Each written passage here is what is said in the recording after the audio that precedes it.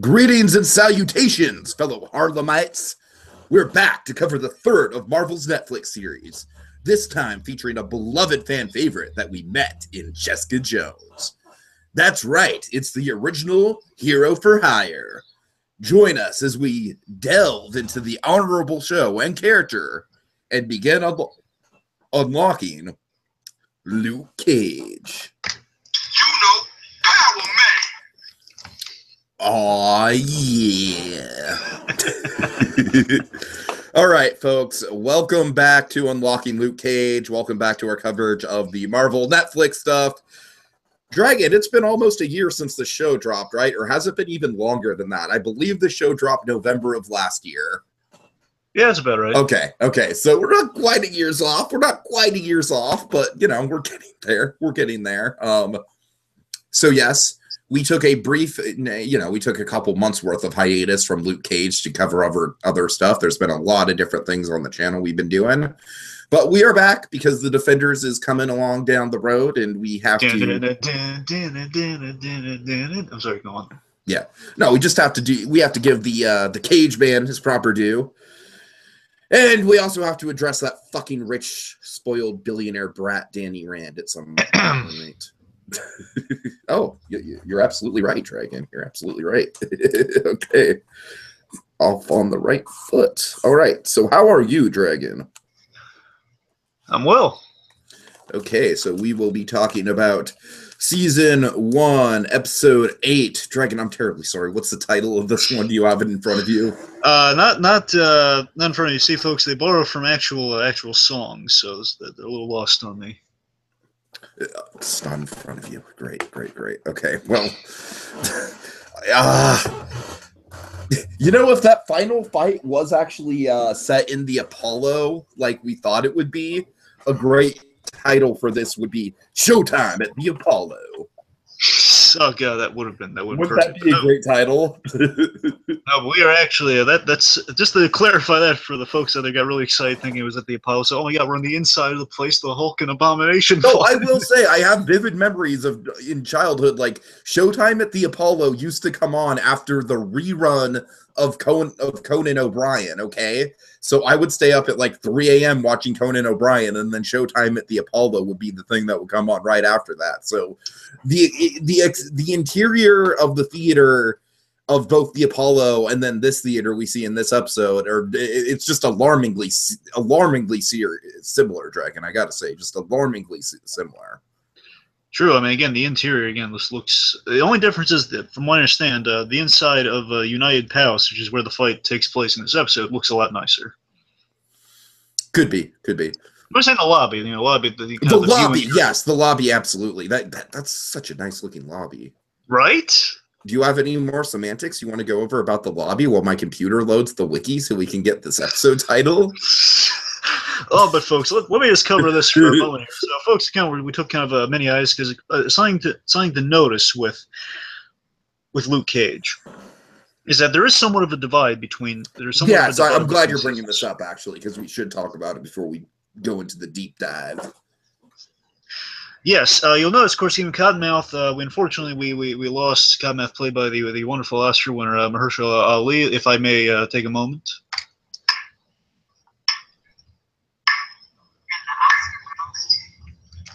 Yes, Mahershala. And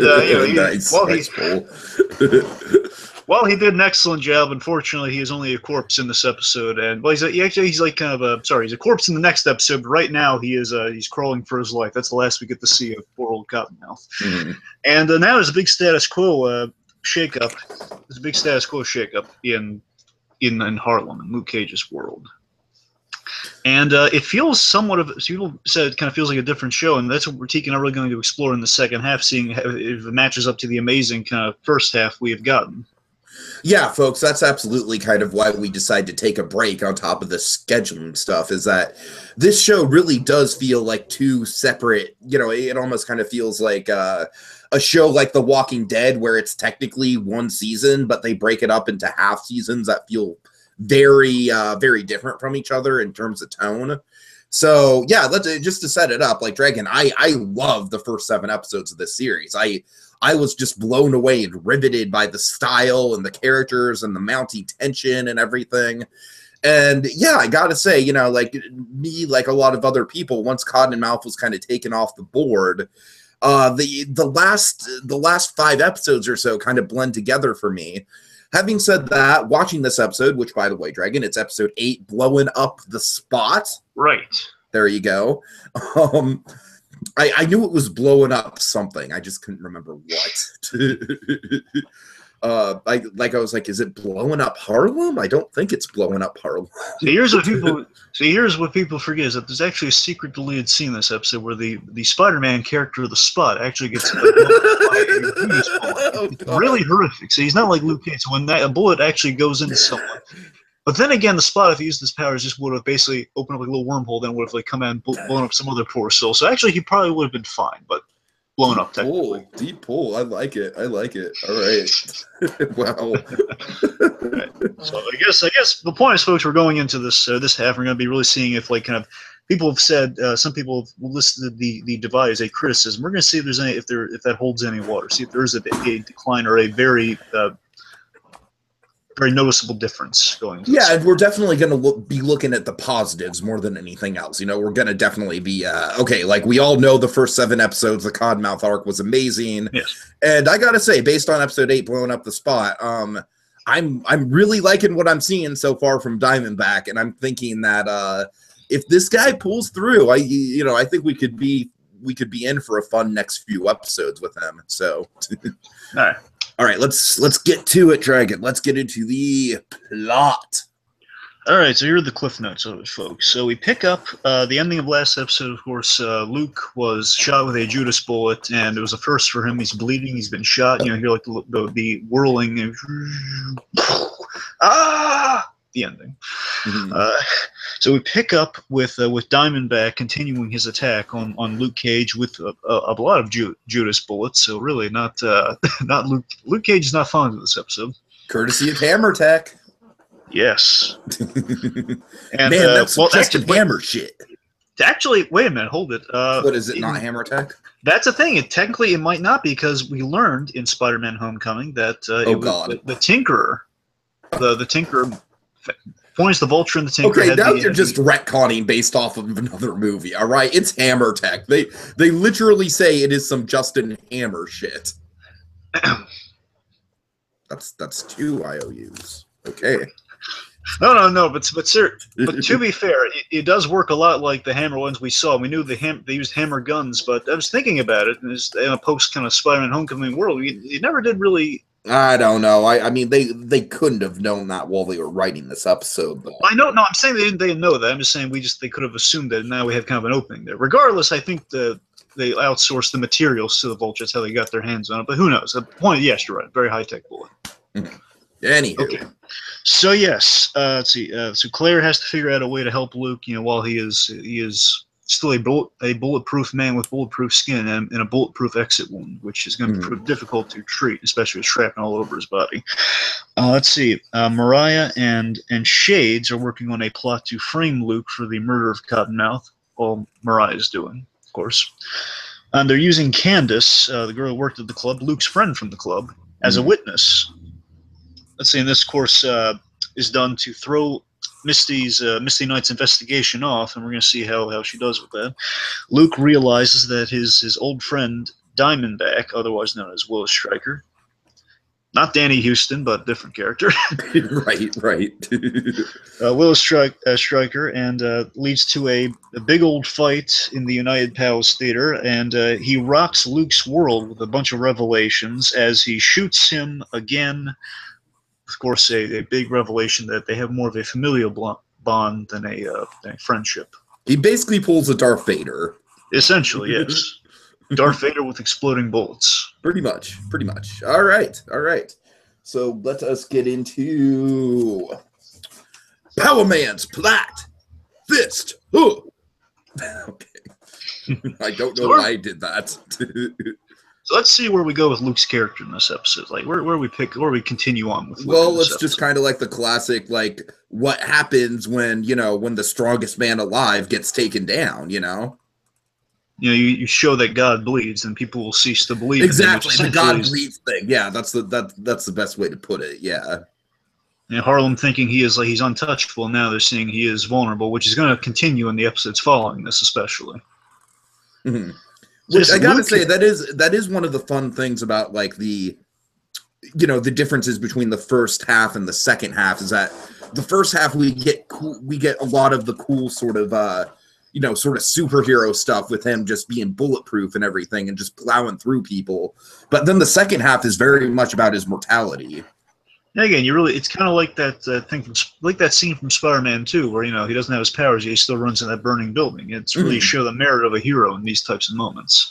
Sure. So Luke is vulnerable in more ways than one, and more than just being shot. He is also he's shot, he's targeted, and he's unsure of himself too. I mean, after being shot, he's really unsure of himself after he has a lot of revelations this episode. And I love that when he's in this physically vulnerable position, this brings about a lot of introspection about his past. Like his past is literally violently confronting him this episode. It's one of my favorite elements of it. Mm-hmm. And there's this really great bit with Luke's character, and I love this, is that I like that sort of like one of my favorite scenes from Captain America Winter Soldier. Like Cap, he's willing to soldier the responsibility, to save other people, because there's a bit with Captain America, I'm willing to do the right thing, even if it's only me alone doing it. And Luke, in this case, he has this bit that goes a little bit like this.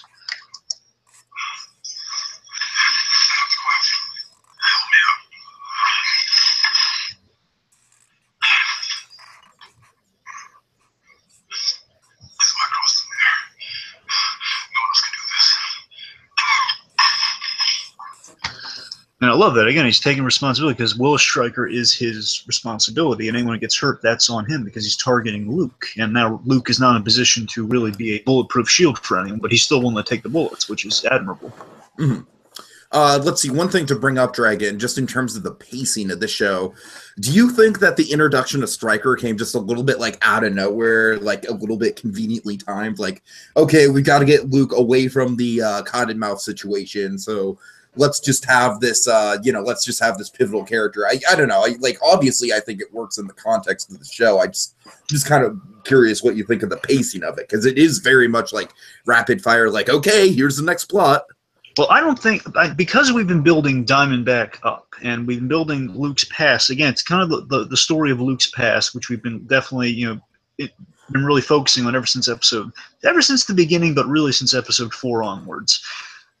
With that, Diamondback, I think, is justified when he shows up, but also we've always said, Shade's always been kind of that whisper in the ear about Diamondback, and logically, Cottonmouth is off the streets, and we're going to find out in the next episode that, Diamondback really did like Cottonmouth, so he has to get his hands dirty because he was his #1 earner, and also when Shades found out that Carl was Luke Cage, that's when Diamondback found out that it was his, it was his old friend that he had a personal grudge with. He just assumed Luke Cage was just a random guy. He didn't know it was the same guy until a certain point. So I think we built it up enough that he's stalking him at a certain point. He has him out in the open, completely defenseless. He's with Claire again, kind of the perfect time to get him. So I think it's all built up well enough.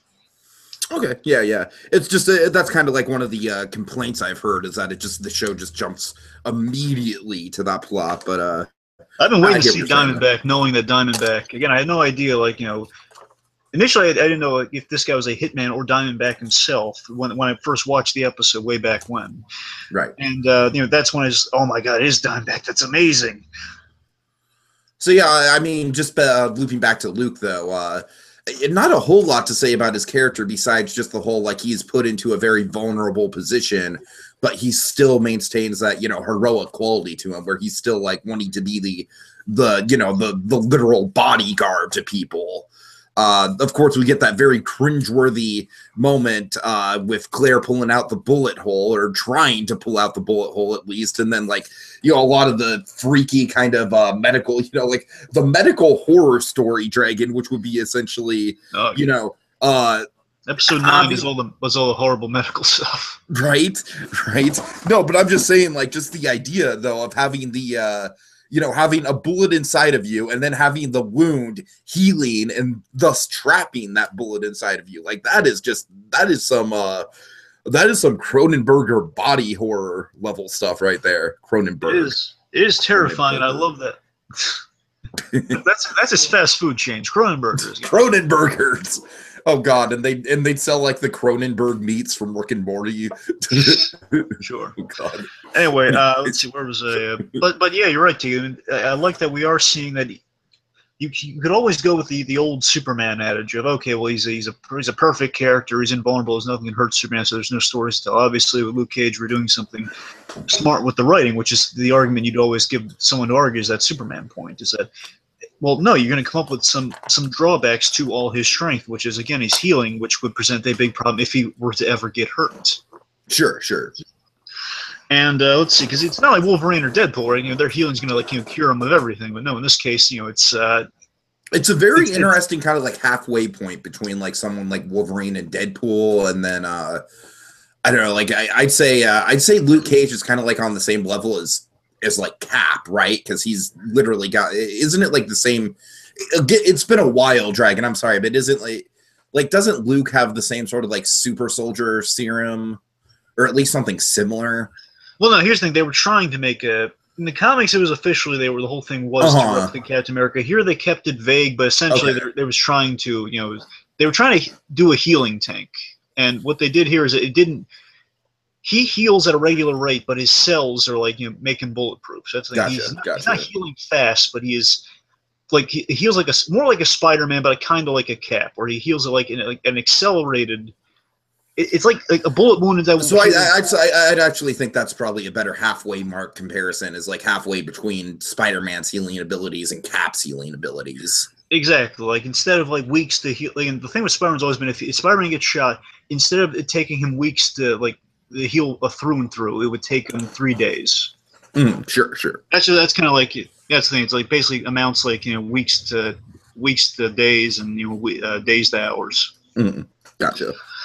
Let's see, but yeah, with Luke's wounds here, I love that Luke has he has the opportunity to lick his wounds, but basically to retreat and lick his wounds, get Claire looking at him, get him fixed. But in all the action that's going on here, he still has to act while wounded. He has to play hurt. He's doing things at risk to himself now that he doesn't have the fallback of his powers to protect Harlem from something that he indirectly, but still, is responsible for. So again, it's that responsibility that's coming through with Luke's characters.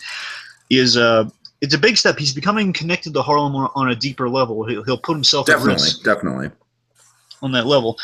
And because early on in the show, he basically wanted nothing more than to just get the hell out of Harlem. Yeah, and this.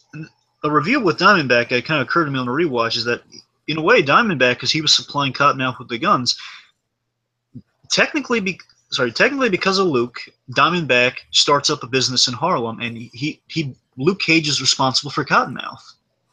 And then indirectly, it's kind of like Luke Cage is kind of like an elongated version of the Uncle Ben arc with Pops. In a way, yes, but it's because Will Stryker had that grudge, and he turned the crime, and he started with the guns. Diamondback's the reason Harlem got ruined with Cottonmouth's criminal empire. So that's all, and again, all because he had a grudge with Luke Cage. So again, Luke has to shoulder that responsibility. Right. Interesting. Yeah. Let's see if there's. I'm sure we can touch on more with Luke when we get to the partnerships. Yes, the last thing is just Luke's now in a crazy new status quo. After all this stuff going on with especially at the end of the episode. Yes, because again he's having revelation after revelation. Because literally we're going to get to a point where Diamondback's listing off a bunch of things that he did to Luke. They're again really big things, just kind of list off like nothing. And of course the fact. I just like saying her name because I like to watch you squirm. Oh yeah. But and also, you got to remember, Luke's also kind of dealing with the fact that he's being framed yet again. Getting framed. Exactly, for sure. That's got to get under Luke's skin big time, no pun intended. It really does. Right. No, I mean, he requires a reboot and time to process, but he doesn't have time to process all of this. Just think about it, Dragon. At the end of episode 7 is Luke Cage getting shot for the first time in the series, and we have to think what could be a more severe cliffhanger than Luke Cage getting shot? Well, Luke Cage getting shot multiple times and then ending up in the back of a garbage truck. Yep. All right, let's move on then. Okay, let's move on to, I believe, Misty, right? Yes. Oh, wait, no, I'm sorry. Let's move on to Deconstructing Harlem. I forgot Luke wasn't a part of Deconstructing Harlem. I forgot he had his own thing. But it's been a while, folks. But we are going to move. We are going to go for the next character who actually does shoulder a lot of this episode. I'm really impressed by that. It's kind of Luke and Misty's episode. This one. Yeah, this episode is quite the journey for Misty Knight, for sure. She goes through a myriad of emotions, a myriad of different motivations and ideas, and I really like the dynamic between her and Priscilla as well throughout the episode. I still like that Priscilla is basically if Misty was completely in the system, if she was just like super law-abiding and basically kind of handicapped by the rules. Basically, if she didn't have any longing to kind of go outside the system, that she would be Priscilla. I like that Priscilla does kind of visually look like an older Misty with shorter hair. Right. With that in mind, I've always kind of noticed that. I was always pointing that out. I think it's kind of a nice little visual reminder. So we start with Misty here, and of course she's kind of in the beginning of this episode. She's adjusting to the new status quo. It's like, okay, Cottonmouth, her white whale is gone. He's been the white whale, the thing she's tied a lot of the crime in Harlem to. Now he's gone. Now maybe we can. It's my one-armed man, Morty. Yes. I'm sorry. She's. It's not that she's happy, because again, she suspects that Luke might be responsible because they were having a conversation about it. But well, to be fair, actually, let me redact that. I mean that it's. She had a conversation with Luke about the death of Cottonmouth, and she doesn't fully trust Luke, so it's unclear how she's. Yeah, that's the very interesting part about the episode for me, is how her loyalty keeps switching up. Is she's very much kind of a very fluid character when it comes to what side she's on, what side she believes, what side she doesn't believe. Like, she knows there's something up with Mariah, but at the same time, Luke is acting equally as sketchy, if not more so. So. Yep. And again, she begins this episode very confident, very kind of classic Misty Knight, kind of with the 70-isms and everything. Oh, how mighty have fallen. Karma is a cruel mistress. Not like being a side chick. She eventually gets hers. She always gets such cool crime scene dialogue. I just want to point that out. She always gets kind of like the great one-liners on the crime. She's kind of like this show's the look. Yes, oh my God, Tiki, that's perfect. Yes, she is the show's bullet. Yeah. Wow, I never. Thank you. I'm proud of you for that. I'm proud of you like Deadpool's proud of Negasonic Teenage Warrior. I'm proud of you. Oh my God. Okay, you're making me blush, Dragon. You're making me blush. Okay. That was really good. Okay, yay. Okay, so all right, so yes, so with Misty, again, I like that interestingly, she is in conflict with herself, because again, she has faith in the system, but the system is blinding. Is blinding her, and her gut is confusing her.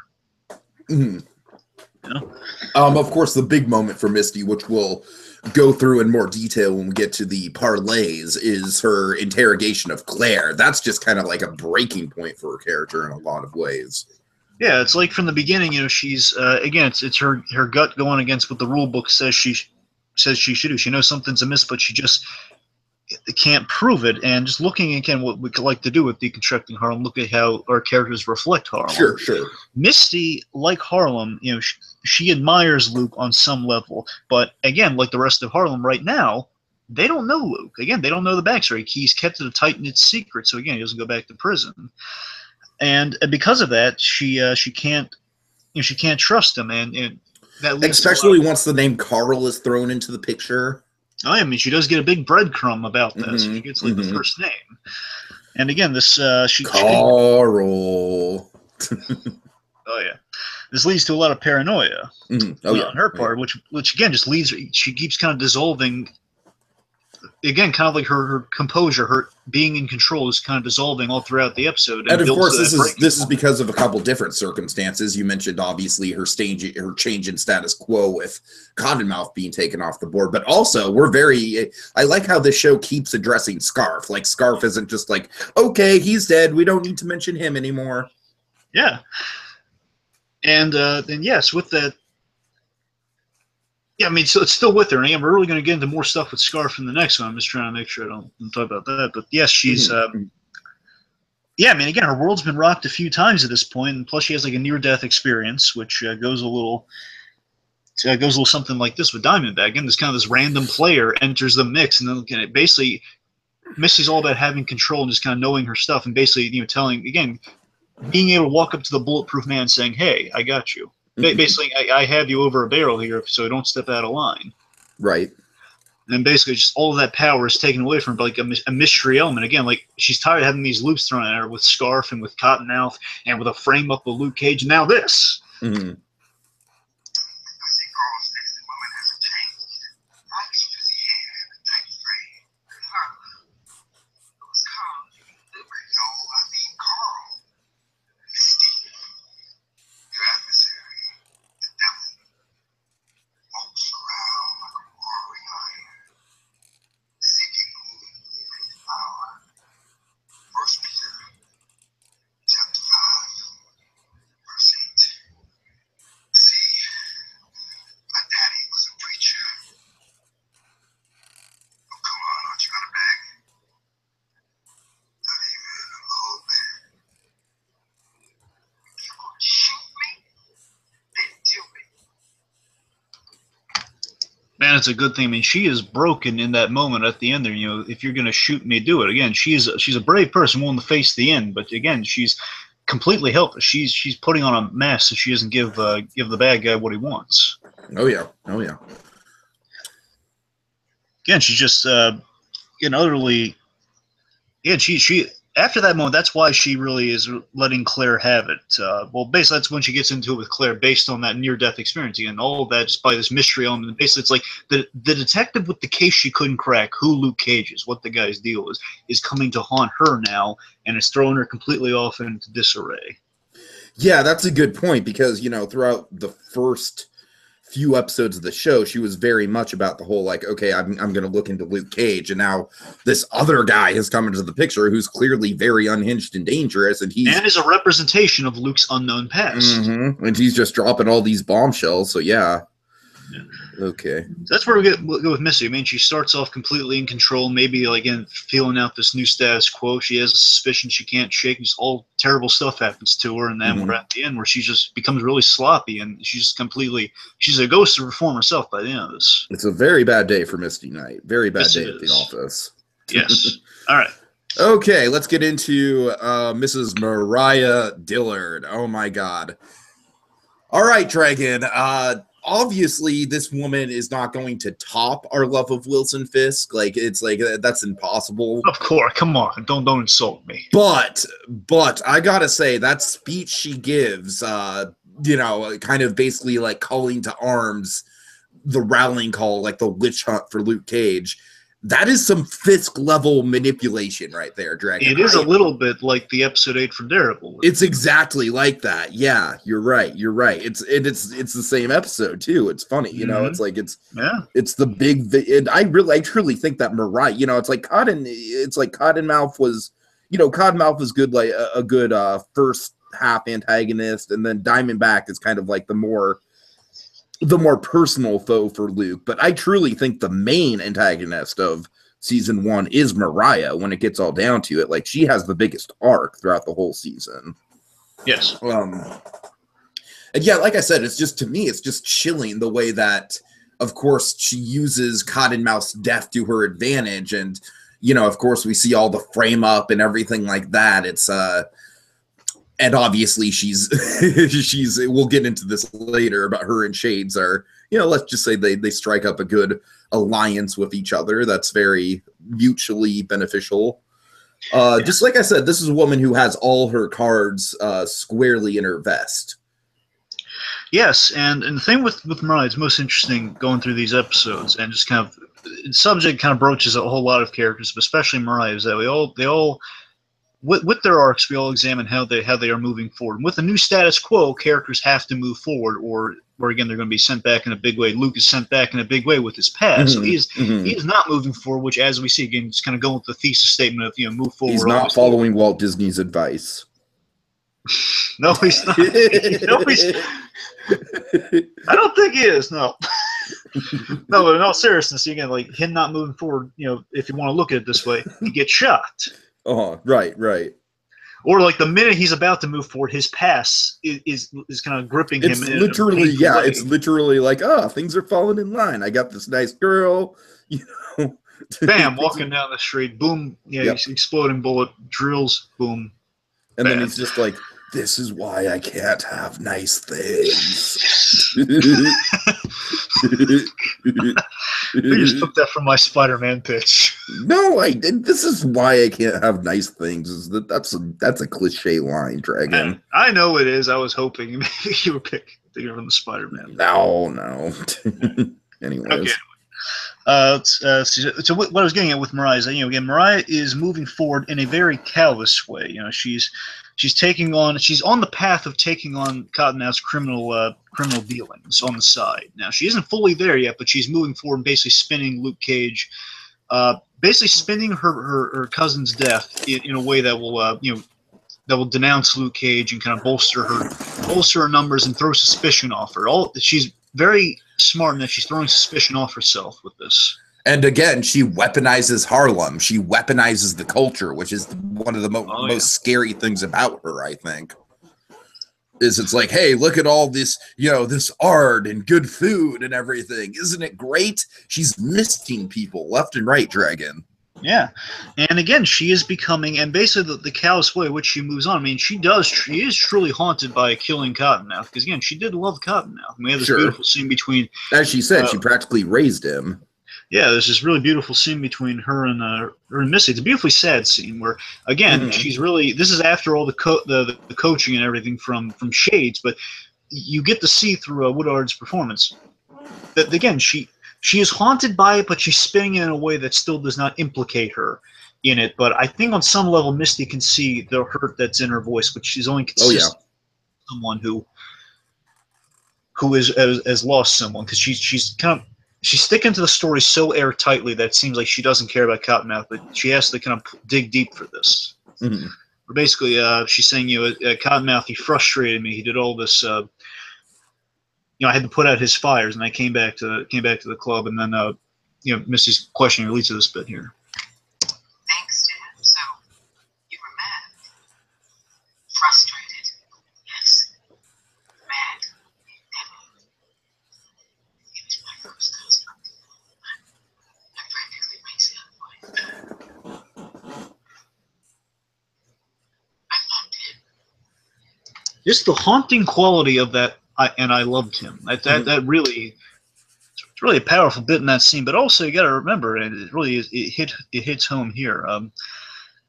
In a way, and this might sound a little strange, but I mean, she was Cottonmouth's. Cottonmouth was her proverbial son in a way.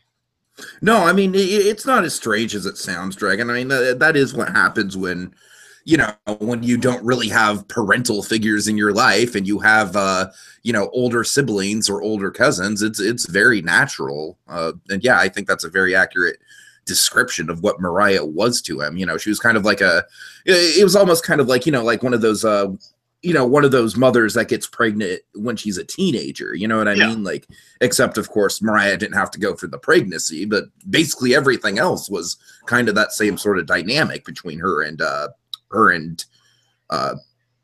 Cornell. I'm sorry, it took me a minute to think of his name. Because Cornell, you remember, Cornell was dropped off on Mom Mabel's doorstep, essentially. Exactly. I want to say the mother was a crack addict. Basically, the mother was a drug dealer, and the father abandoned him. I believe that's what it was. And he basically used to.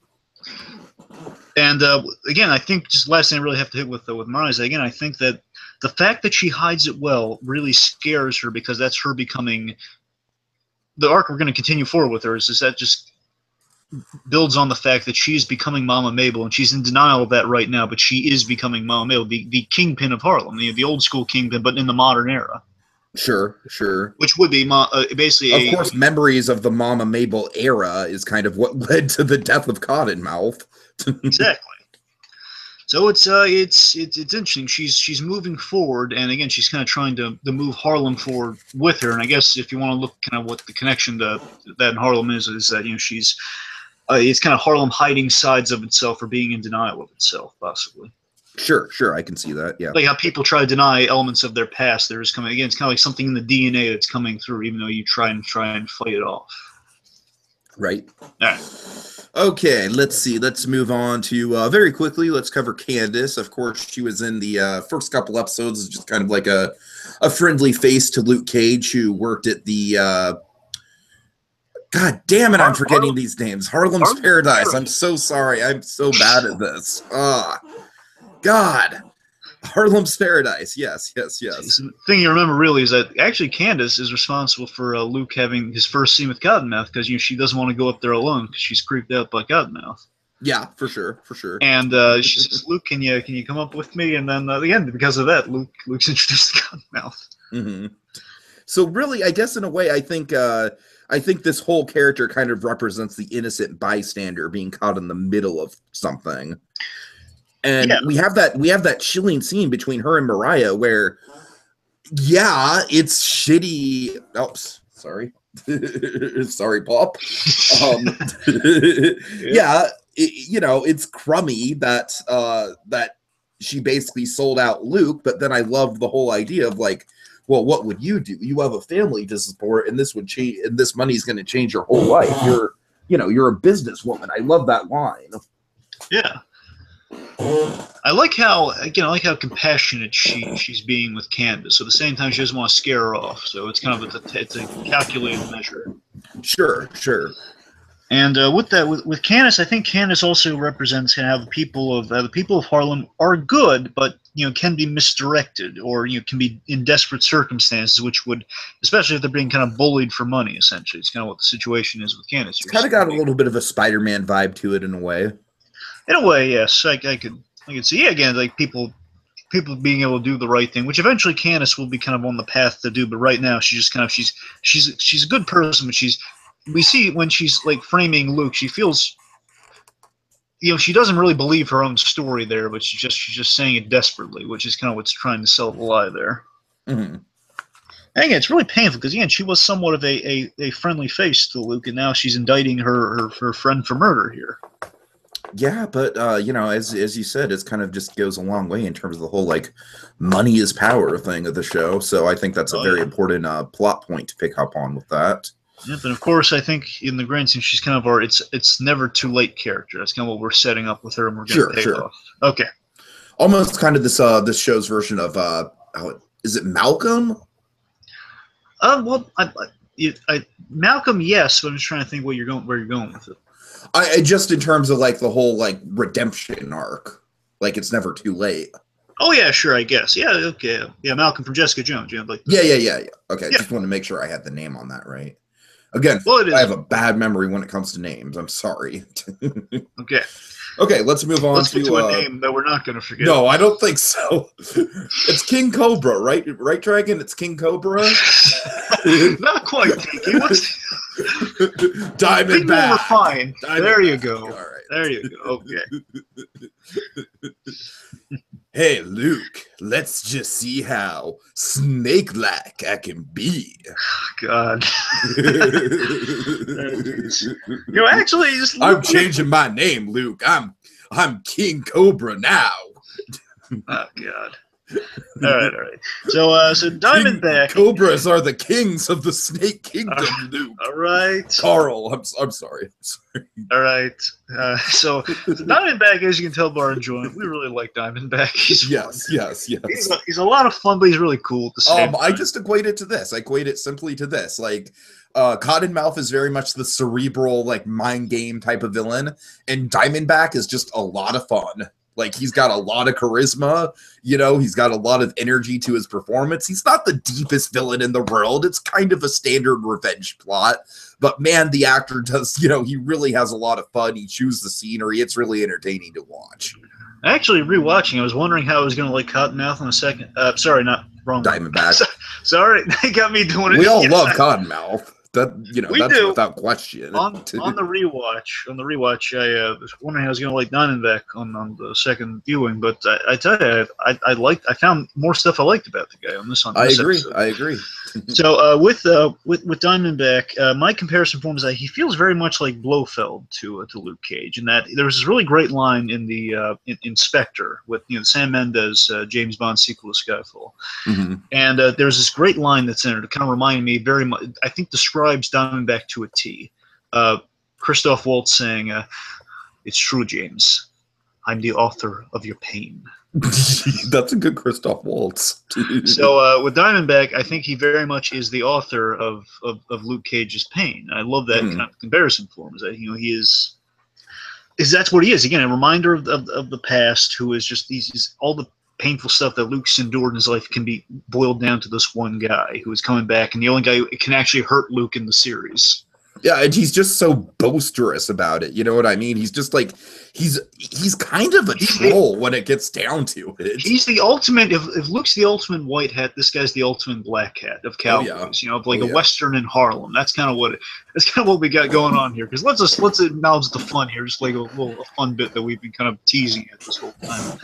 So when Diamondback shows up after he says one Judas from another from the end of episode 7, here's his first line of the episode.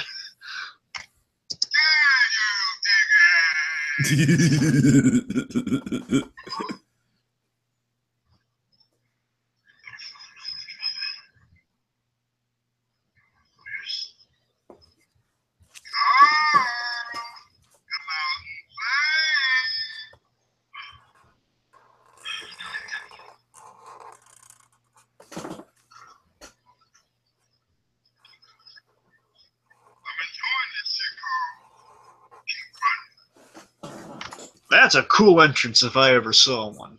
Oh yeah, it's almost like so cool you just don't even believe it's happening. It's like, oh my god. By the way, Diamondback, watch your mouth. Good man, good man. I was worried about you there for a second, but you got it. I got it. Good lad, good lad. Yes. All right. Yes, and I like that Diamondback is compensating for Luke's strength with speed and a deadly array of Judas bullets. Yeah, and also just the boisterous personality as well. That's a big part of his that's a big part of his method. And you know what? I'm reading into this far. My one gripe with the episode, I'm actually going to acknowledge here, because it's just reflecting how much I love Diamondback, just taking the name into account. There's this one bit when he falls. When he falls in the United Palace sequence, when he takes out the support beam and he falls to the ground, he hits the seat before he hits the ground. Okay, so logically that should hurt him a whole lot more. He should probably not be able to fight. That's my nitpick. But I gotta tell you, with a name like Diamondback, I'm just gonna go on the pun that. Oh God, that was an exploration. Hey, he fell on his back. Basically, it's like a Diamondback. Well, he's kind of like got one of those Bruce Wayne, back break healer things. I'd like to think maybe the jacket's plated or something. Right, something like that. Yeah. I really love that sequence, but it's really apparent. I was watching with my grandma when I was watching the Netflix stuff. She pointed it out to me. She says, "Oh, he should be able to walk that off." She's like, "God darn it, she's right." I was trying to explain. So, well, we don't know what I didn't know if he had powers. He was the first time. It was like, well, you don't know. Maybe he has something going on there. So, darn it. He's got me. All right. So let's see. So again, he holds a grudge against Luke, and I love the backstory. I'm not really going to play a lot of the backstory that we have laid out by him later on, so let's just acknowledge it here. So with Diamondback, he holds a grudge against Luke because he feels abandoned by his brother, who essentially got the get out of jail free card. That's the reason for this. Right. Because of that, because essentially what we're going to explore definitely in a few episodes down the line is that Luke and Diamondback, they were the best of friends. Luke didn't know that he was his brother, but essentially they were both in a jam together, and they were facing jail time, or at least juvenile. I forget if it was juvenile detention that led to jail. Probably juvenile detention.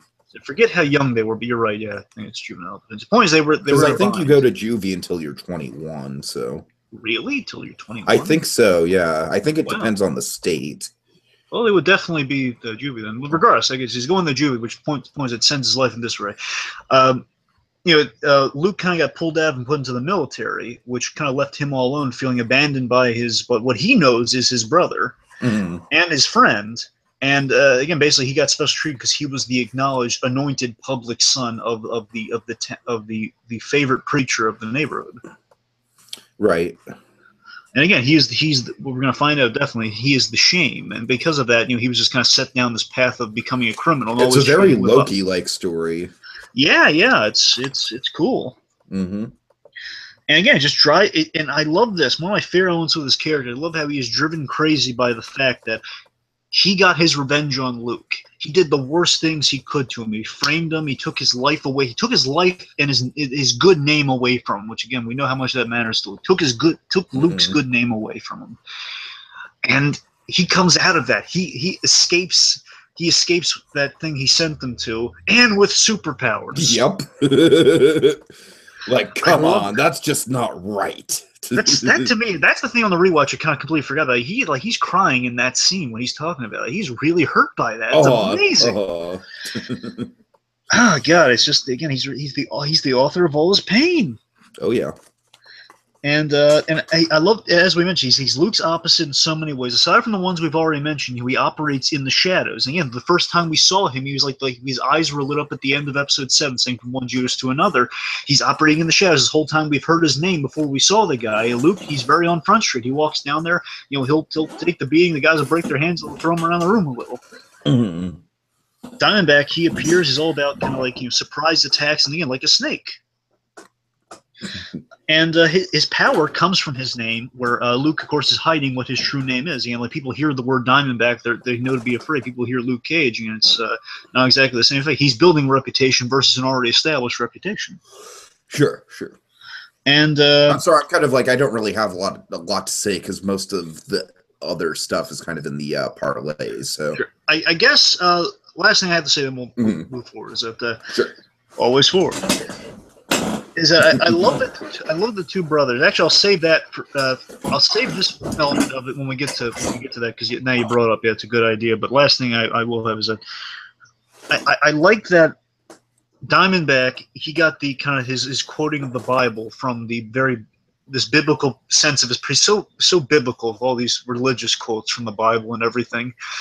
And I love that he got that from his father, who we know is a preacher. So I like it's all kind of stemming to kind of the authors of what he deems his pain. He's kind of tailoring his whole persona. He's trying to live up. What's great about all this is that it is very much a commentary on the African American experience, because both religion and prison are kind of like, this weird sort of like, they're diametrically, like, they are very linked in the African American community. You know what I mean? Yeah. And this kind of plays on both of it, and that just kind of shows how culturally relevant this show is. Yeah. Again, it's really, it's Diamondback. He's hitting all the right notes for me. So. Oh, yeah. I'm very excited to see how he progresses going forward into the last 5 episodes. All right, so let's get on to the alliances established, and no, not the aliases, the alias alliances, the parlays and partnerships. All right, let's start with Luke and Claire. Let's start with do we have a shipping name for Luke and Claire? Well, I know we have all the shipping names for Daredevil. I don't know if we had one. Exactly, like we have Claire Bear. Yeah. Let's see. Power Temple? Nah, it's stupid. That sounds really lame. I know it sounds lame. What do you have that's better? What do you have that's better? Come on, give me something here. Huh? See, not so easy. All right. At least I had a bad attempt.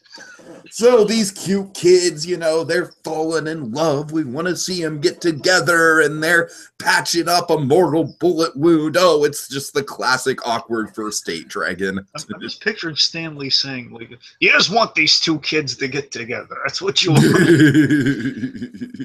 But yeah, you're right. It's just as they're getting together, we have a thing that really bonds them together here, where, again, Claire is Luke's MVP in this episode, because she's thinking creatively to examine Luke's wounds and save him. And in doing so, I love all the things she comes across here. Where one, she does the ultrasound. I love the idea of the ultrasound. I love the location of the women's clinic that they go to, which makes sense. They'd have an ultrasound there. Mm-hmm. I wonder if she thought that through, if it was just like that was like the closest location, or if she thought we need an ultrasound, therefore we go to a women's abandoned women's clinic.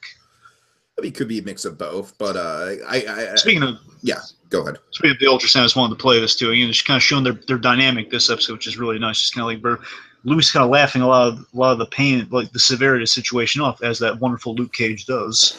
And again, Claire just being kind of the very competent doctor who again is like very proactively saving Luke's life here.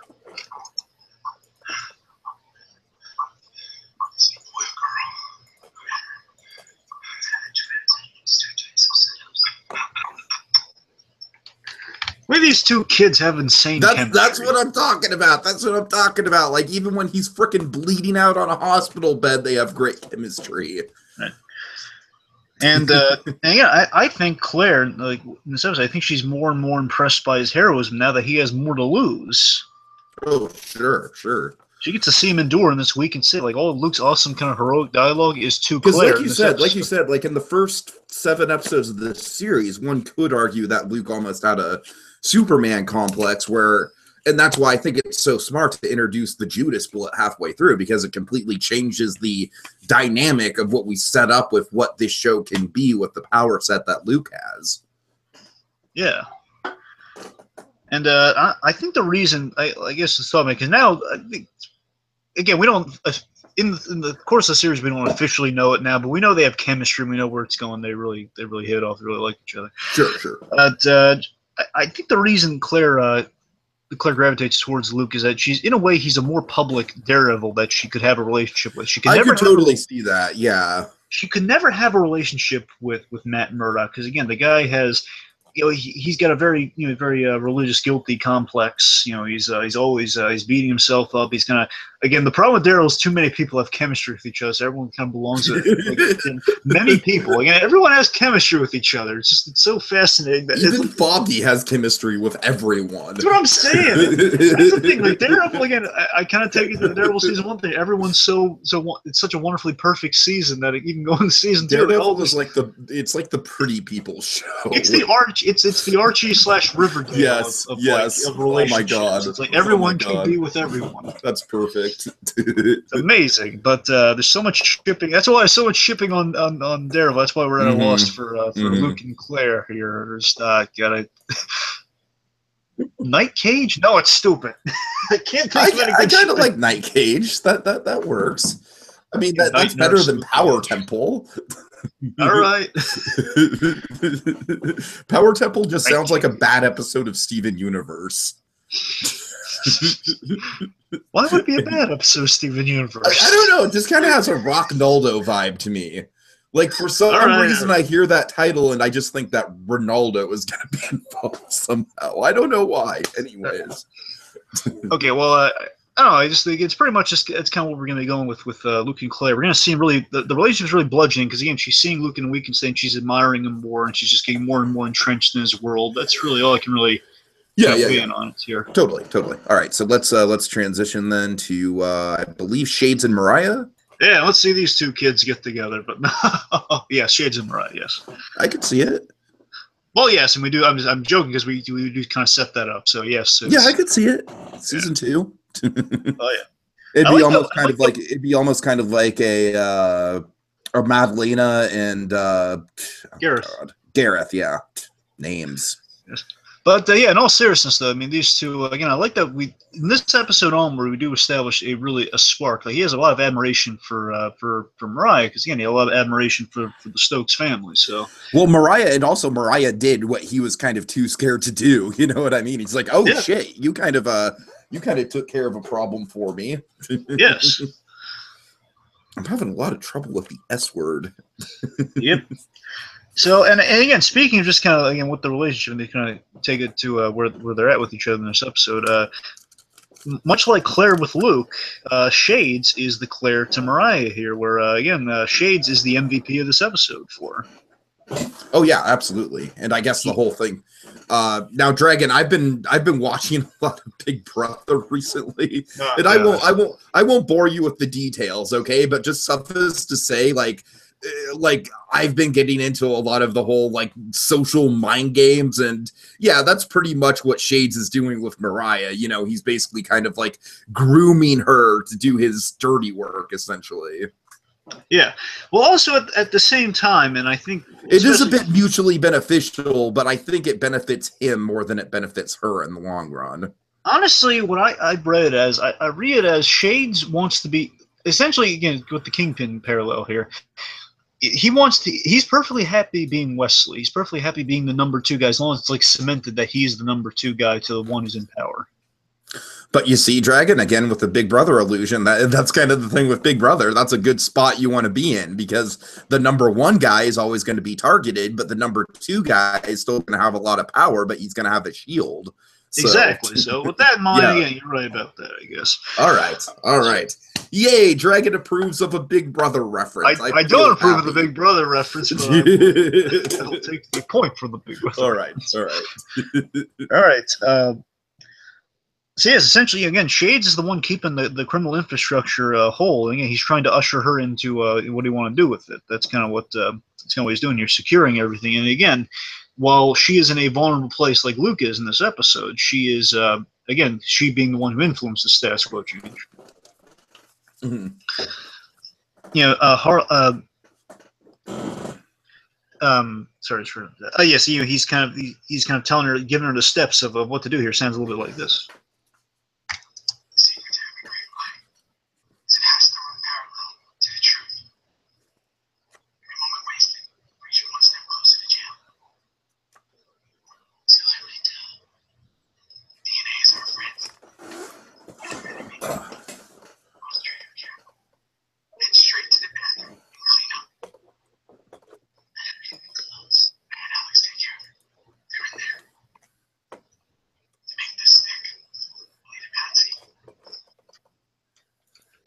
So, I mean, Shades is amazingly on point this episode, and he knows his stuff. Again, he's been anticipating Cottonmouth letting him down. He didn't know that she was going to kill him so abruptly, and he's proud of that. And at the same time, again, again, much like Mariah, they both care deeply about Harlem, and they both want to just kind of usher in kind of a.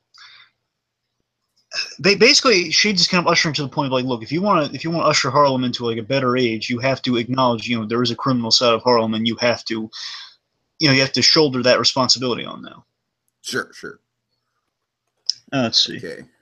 And again, he's turning her into a better Mama Mabel, and embrace your destiny. It's essentially kind of what he's laying out to her. And you have this great moment where he just says, you know, he has all the faith in the world in her. Goes a little something like this, and it's such a great moment of, again, showing there's that spark of a relationship, but at the same time there was just that I need to instill confidence in the person who all of this relies on. The towel changers, the rugs, they all go in that trash bag. Get dressed, put the clothes in the garment bag. I look like I'm in shock. Is that why you're speaking to me as if I'm a child? I need you to hear me. I want you to win. Do what I say. When you hear this, you can go back to being the sexy, domineering bitch that we've all hated to. Go.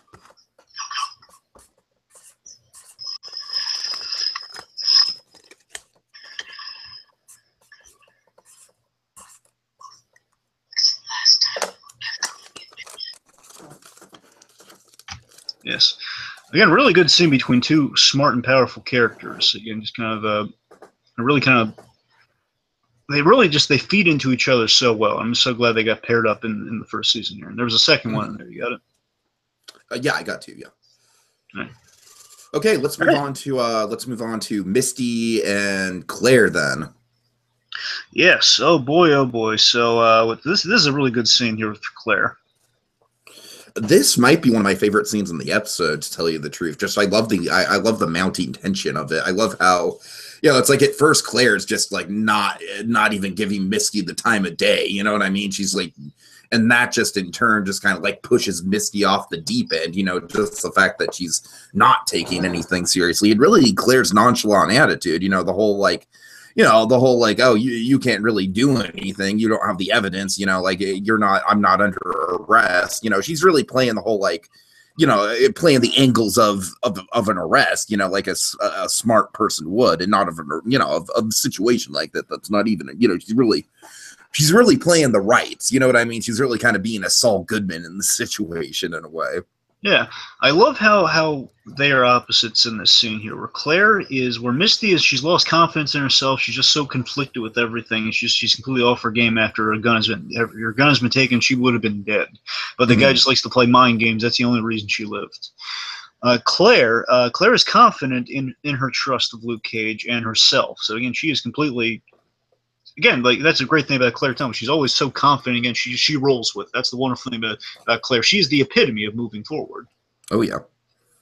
Meanwhile, Misty's losing it. She's desperate, and wonderfully, Claire calls Misty out on it. She calls Misty out, and again, I like this that Misty ran the risk this episode of becoming an unlikable character. She did run the risk of that, and wonderfully, Claire kind of addressed that and kind of is doing what Claire does best in strengthening her as a character, as she always does, like basically calling her out on her BS and saying, "Hey, hey, straighten out here. This isn't you." It goes a little something like this. Off. Do you think just because you got jumped by a psycho and lost your gun, you get to talk to me like that? Do your job. What do you know about the job? You're either too weak to stand up to pressure or too stupid to see that Luke is innocent. Probably couldn't find your own ass with both hands. Now, huh?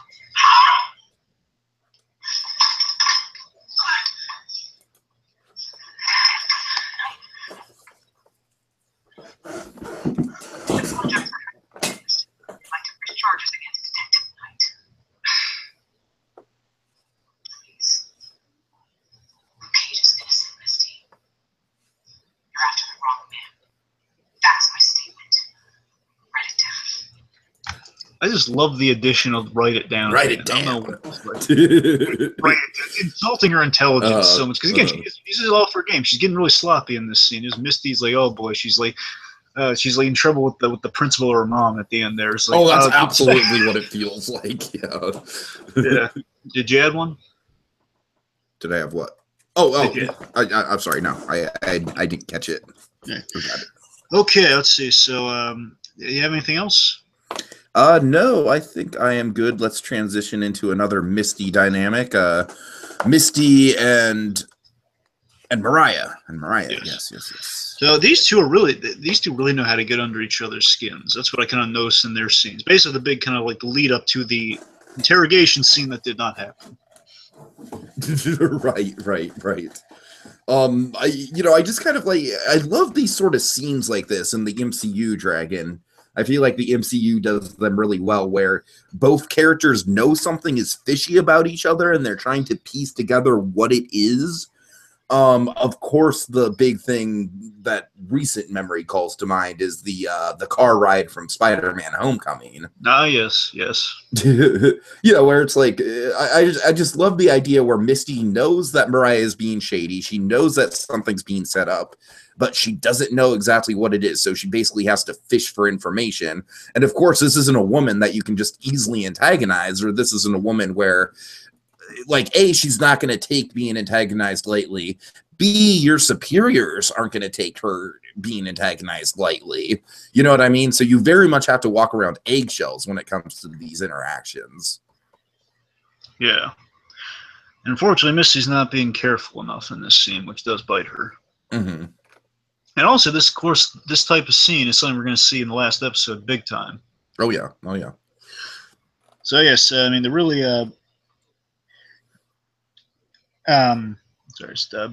basically, it's kind of they're getting each other under each other's skins for it's a tactic for getting to the truth. That's why Misty's really kind of taking her digs into Mariah here, but unfortunately, Mariah again, she's kind of bulletproof. Fire everything back too.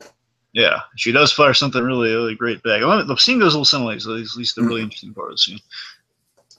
You ready for our interview? Your cousin was attacked by somebody. It was passion and hatred. And Luke Cage didn't hate my cousin. And me. He showed up in my brown show trying to intimidate me.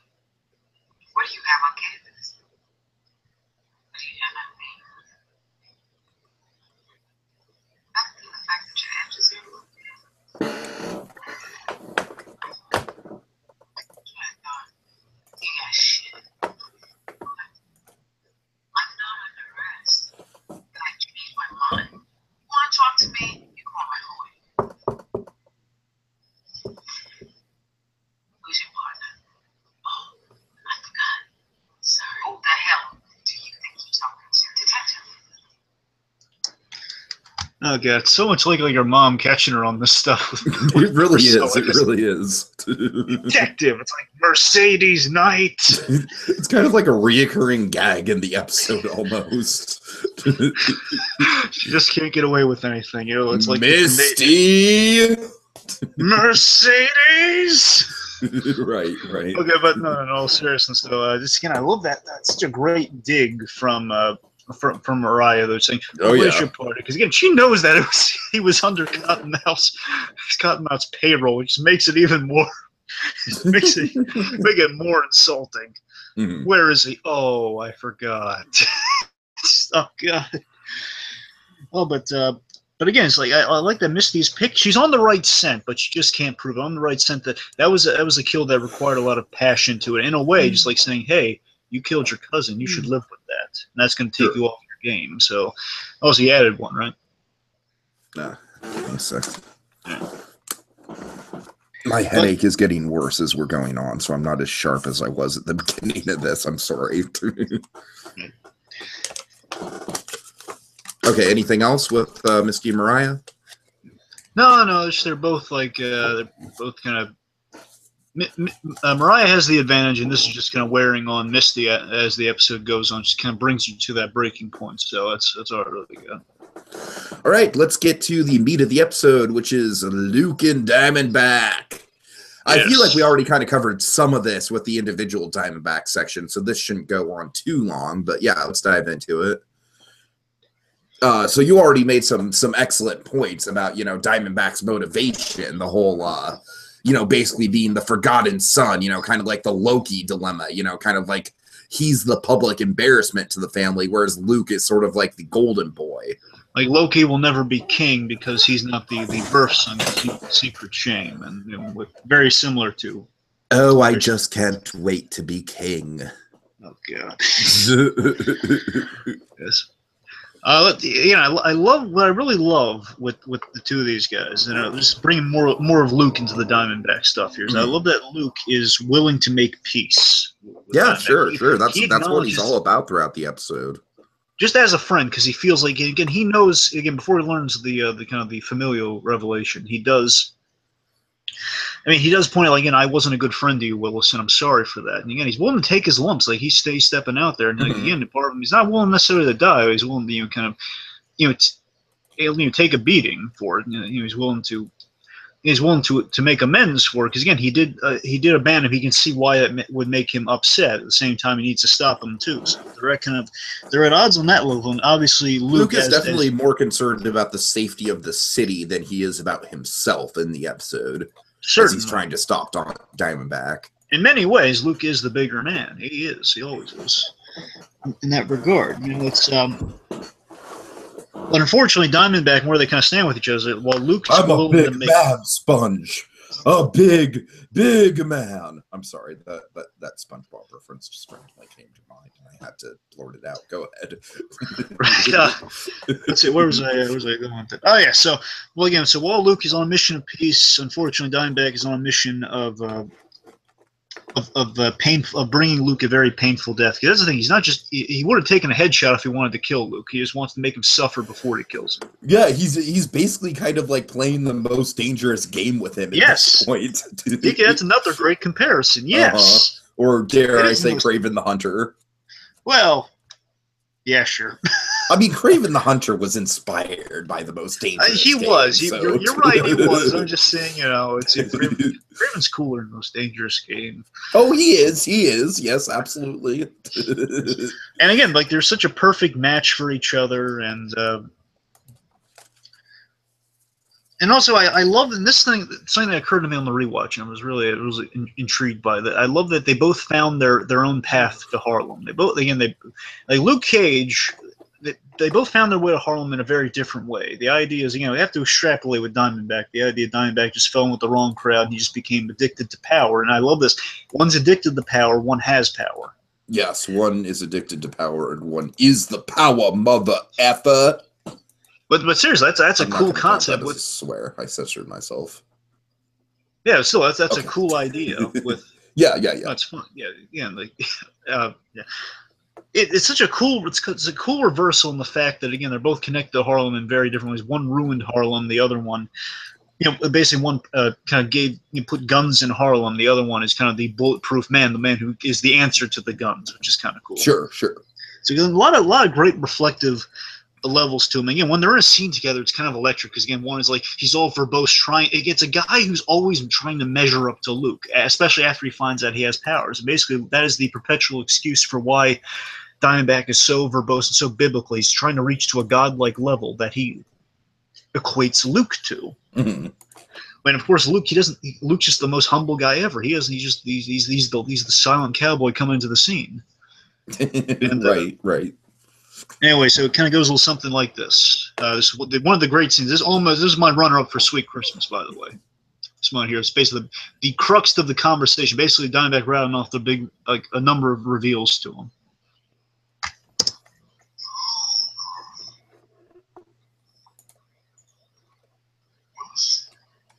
I prefer that because you're a snake. Just like God. I am a snake. I shed my skin for something better, stronger. You left me to rot in a gutter where I changed that sewer into a garden. I wasn't a good friend. I should have stood tall. But I didn't. And you paid the price.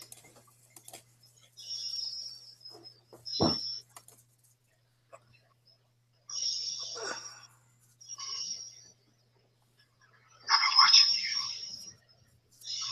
Harlem doesn't realize they're worshiping a false idol. False idol. You, Carl, you're the only cat. But I got commandments for your ass. I'm gonna bring pain. Grievous death. Keep my name out of your mouth. The crimes you went to jail for, the torture you endured once you went inside. Oh, me. I'm afraid. Well, that means death. I just like saying her name just to watch you squirm. You ruined my life. I gave you wings. I sent you to hell. You come back with superpowers. Bitch.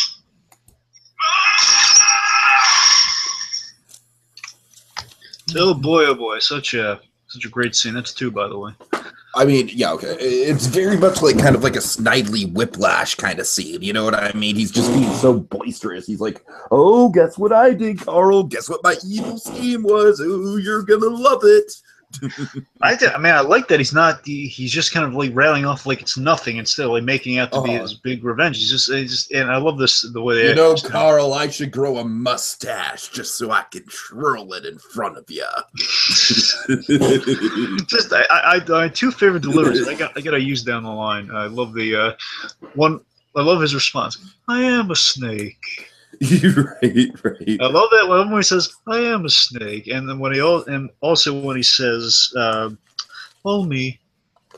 I just love that as the answer, the answer to, "I'm the author of all your pain," being the answer to like, "Oh me." There's so much to learn about. But again, it's awesome. Again, the impassioned performance there. Again, he's kind of crying over I get my revenge on you. It's so perfect. And you come out with powers.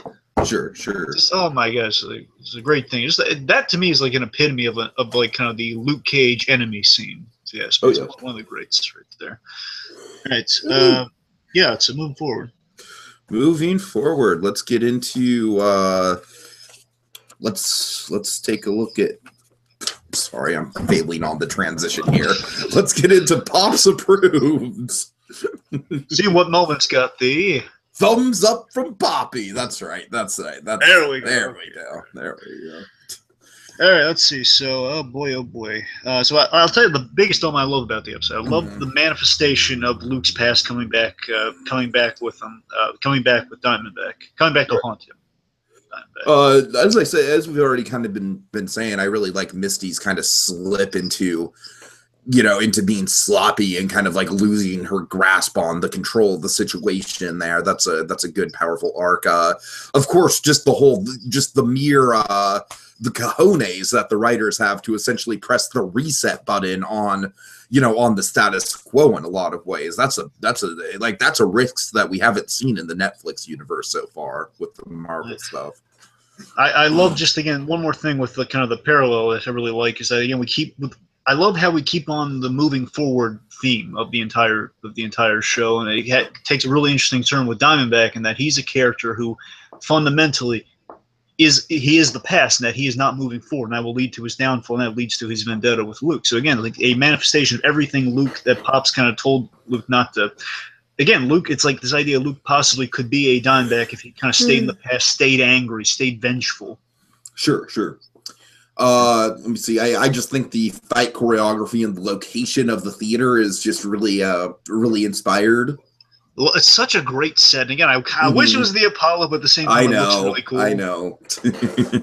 But yeah, of course, maybe they would have to pay royalties to the Apollo.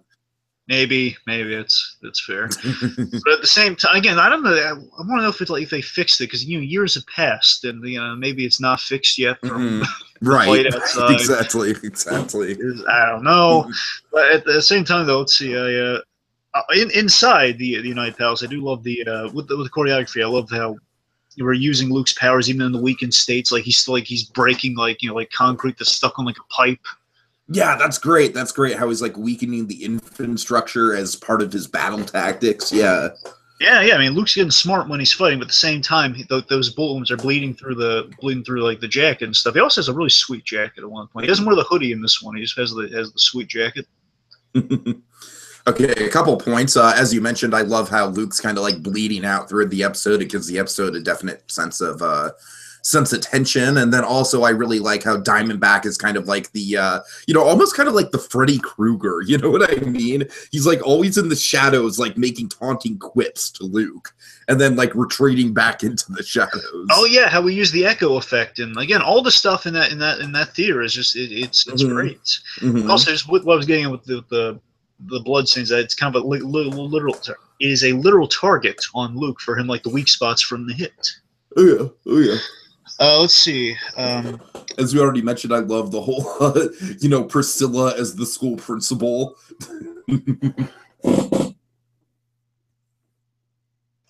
Yes, and also the Judas bullets are still really cool. Oh yeah. Of course, the ending, it's just like, hey, you want to see how Luke's life could get even more down in the dumps? Well, we're literally going to take him to the dumps. Kind of like Gotham with Alfred. Yeah. No, it is. You're absolutely right. God. Let's see. Of course, I love the editing, and there's really great editing with with the frame up of Luke, and it's throughout in the beginning. But I think one of my favorite bits with it is that you see again Shades is kind of getting his revenge on Carl Lucas here, and a part of me, by the way, wonders if one thing this explains once we find out Diamondback's the guy that sent Carl to prison. Is the fact that, okay, Shades was in that prison. He was probably, if not keeping tabs on Carl in there, then he was the guy you told Shades to make his life a living heck in there. Mm-hmm. Mm-hmm. Or maybe the point is that's why Shades is so important to Diamondback, because he was with Carl in the prison. Sure. And with that, again, Shades kind of getting his revenge on Carl all this, with the frame up. And speaking of the frame up, I like how we cut between Misty figuring out what might have gone on to seeing how he framed Luke. Yeah, that's some good stuff, yeah. There's a little something like this. Look at what you did. Destroying the face. That's rage. I'm walking away without leaving a trail of blood. Who's ever done that?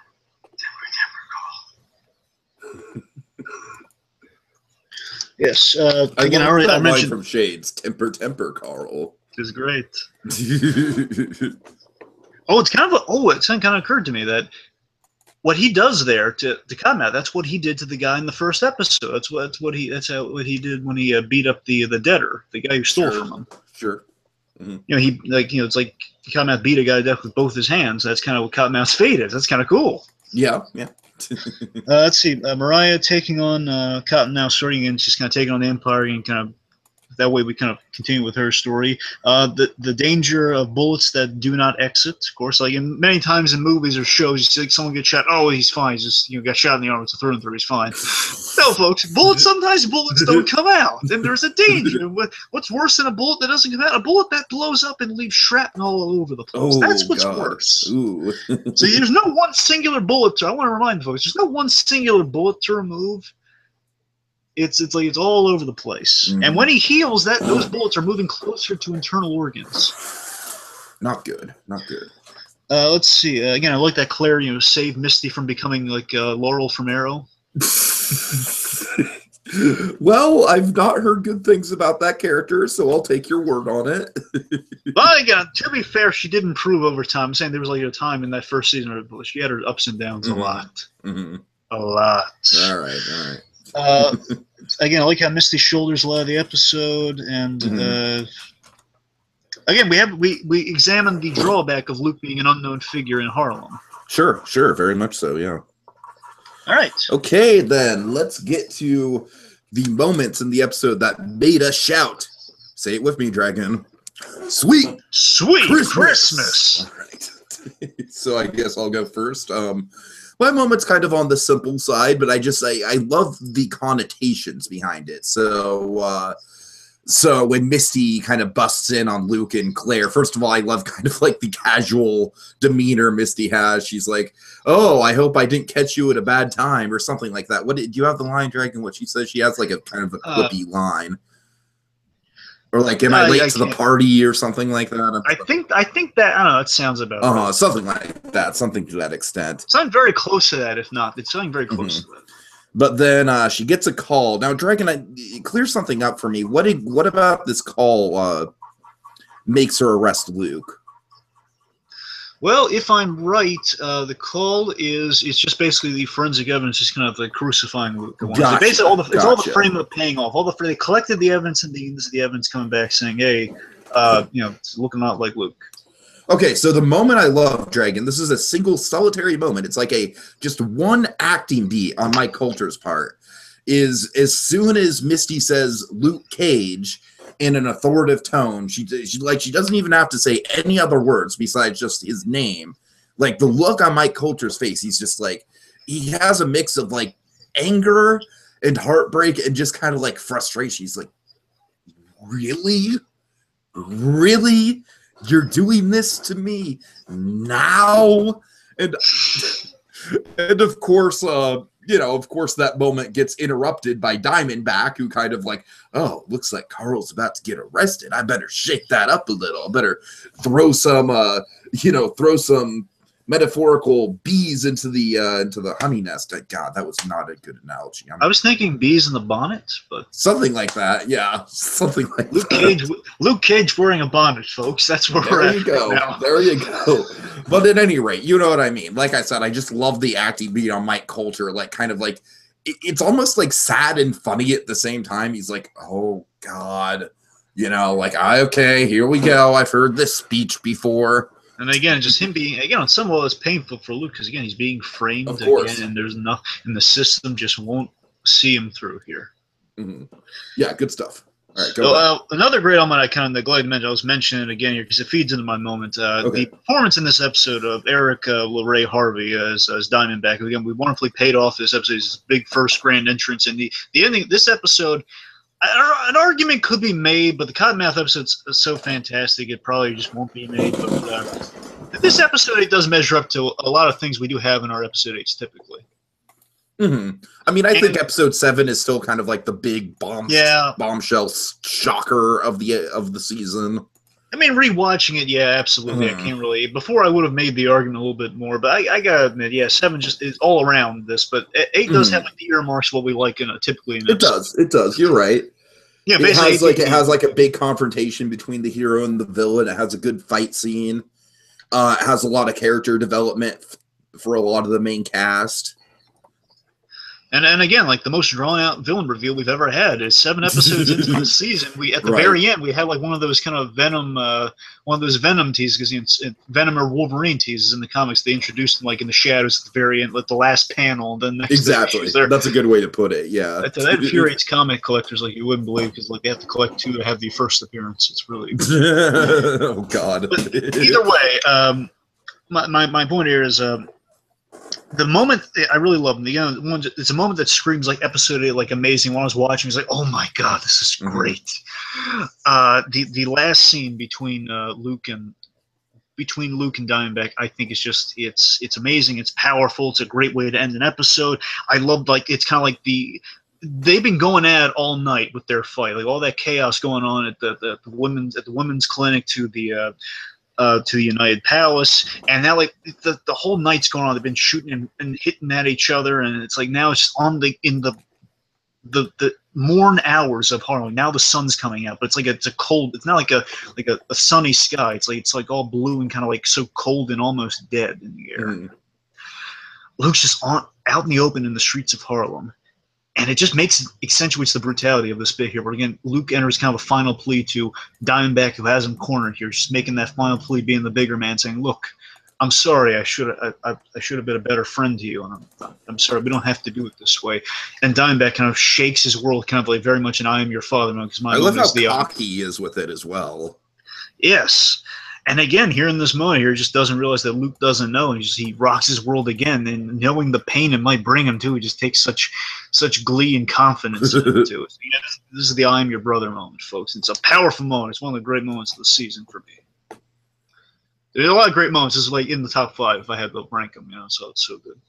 Here we go.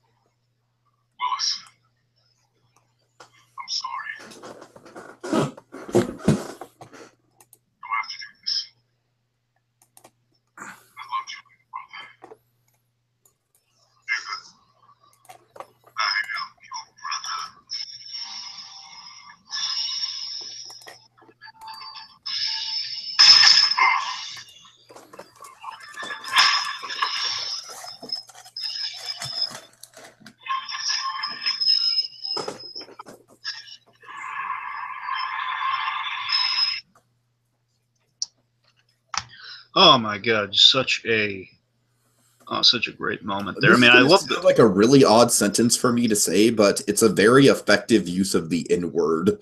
It is. Honestly, I think it's my favorite use of it in the season. Honestly, I mean, the one could say the scene with Luke in front of Christmas X was like the other great use of that. But I don't know. This is like that was good. That was good too. Yeah, that is great. But this one, for me, it takes the cake. If I had to pick, one moment with that. Let's see. What else? Oh, right. So I love the score too. I love the theme, because basically that great kind of 70s theme plays with Diamondback. It's kind of the Luke Cage revenge music. It's a very Tarantino-esque moment right there.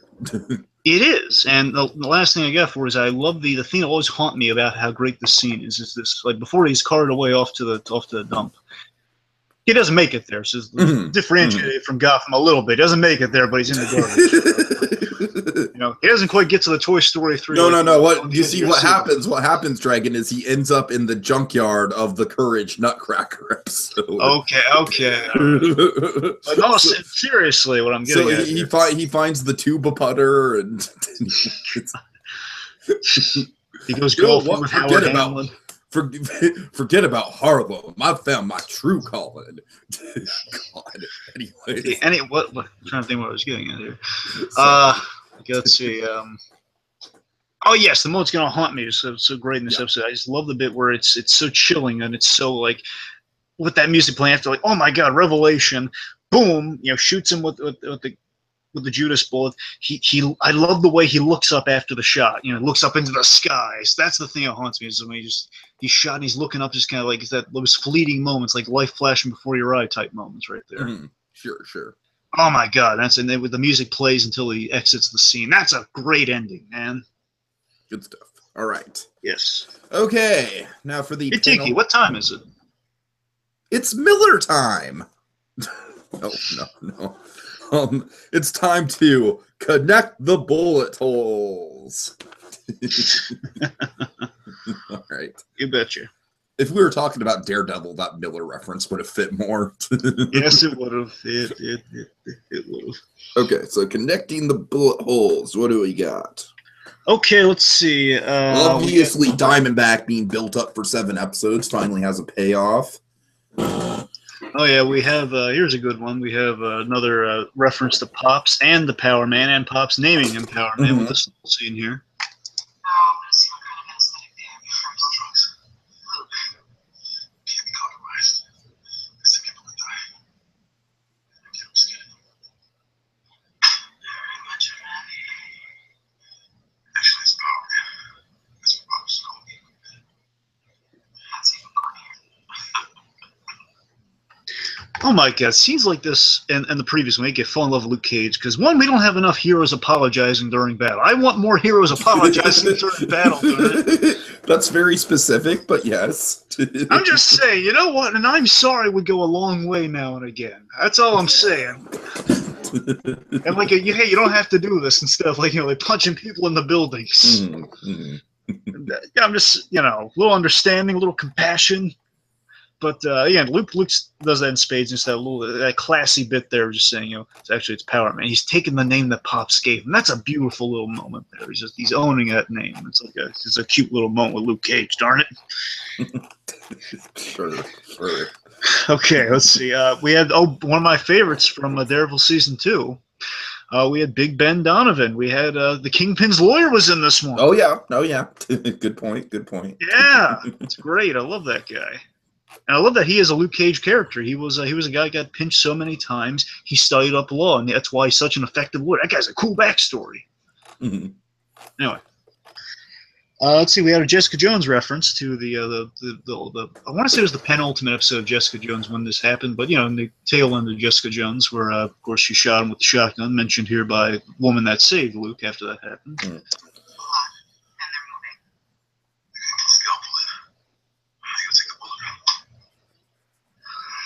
Jessica Shacker. I drained the fluid in your skull by going behind your eye socket. I'll figure this out.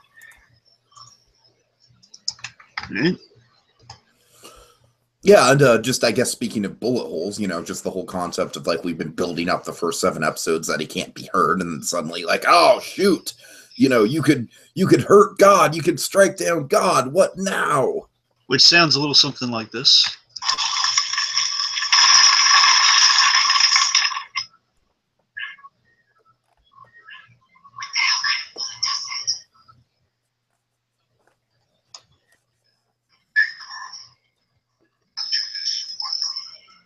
Sorry, I just love him saying that line. It's all good.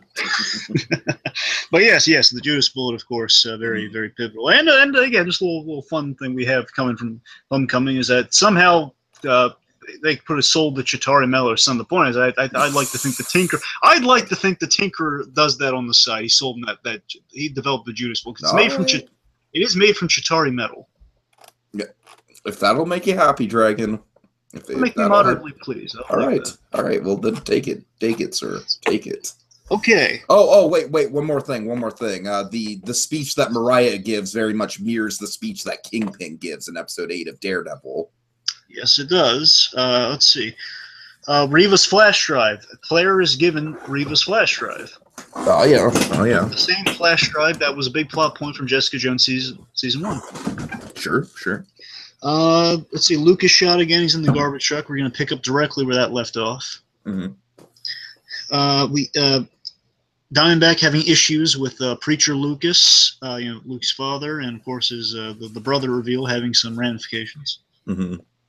Luke's past returning, mentions of Reva, and it's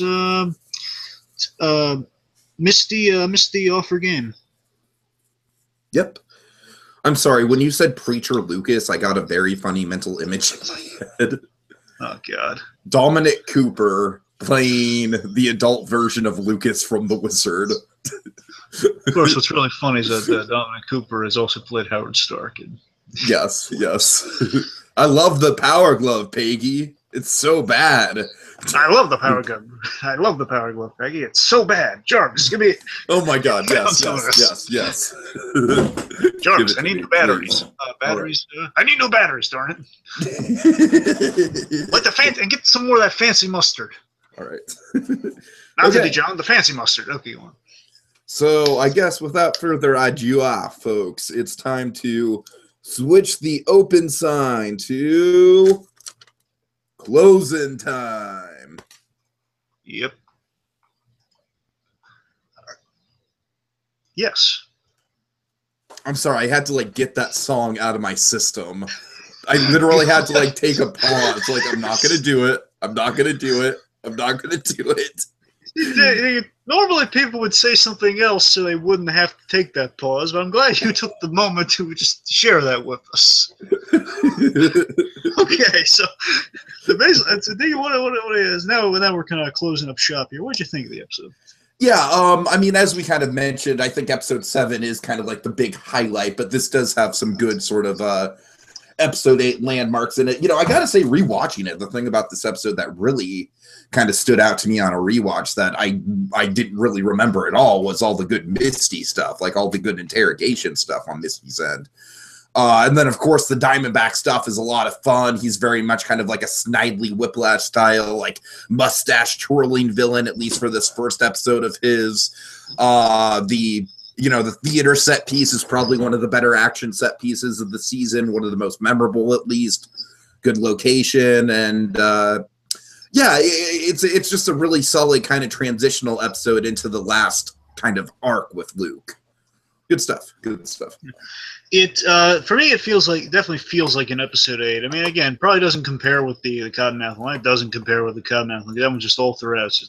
It's amazing. It's very well structured. But this does have kind of the scope of an episode 8. It does kind of the big kind of ramifications of an episode 8. Like the big status quo change that we did get from Kingpin going public from Daredevil season 1, or the Purple Man almost going good. Sure. Yeah. And this is very typically with an episode. Again, the Kingpin comparison, and shadows under glass.